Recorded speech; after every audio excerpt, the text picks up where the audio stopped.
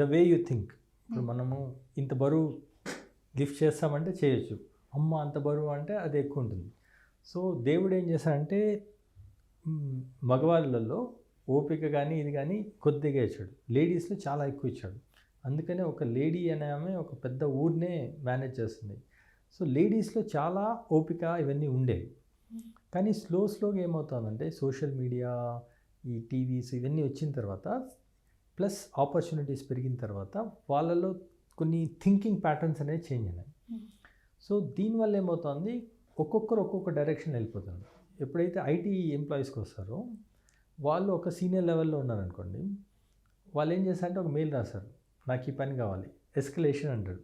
అంటే ఇప్పుడు మెయిల్ వేసేస్తే నాకు ఆ పని అయిపోవాలి, అది పని కాకపోతే నా పని తప్పు కాదు వాడి తప్పు. ఇట్లా వీళ్ళకి ఒక రకమైన అలవాటు అయిపోయి ఎస్కలేషన్ అని ప్రతి ఒక్కరూ నా పని ఇట్లా పాస్ చేస్తామంట. ఆ పనులు అయిపోతుంటాయి, ఎందుకంటే సిస్టమ్ అది. ఇంటికి వచ్చి ఇది నీ పని నువ్వు చేయరా నువ్వు అంటే ఇంట్లో అవి కావు. హస్బెండ్ కోఆపరేటివ్ కావకపోవచ్చు, పిల్లలు చెప్పినట్టు వింటారని ఏం లేదు, అక్కడ వాళ్ళకి ఫ్రస్ట్రేషన్ వస్తుంది. ఓకే, ఆఫీస్లో అన్ని సిస్టమ్లు వెళ్ళిపోతున్నాయి, ఇక్కడ కావట్లేదు.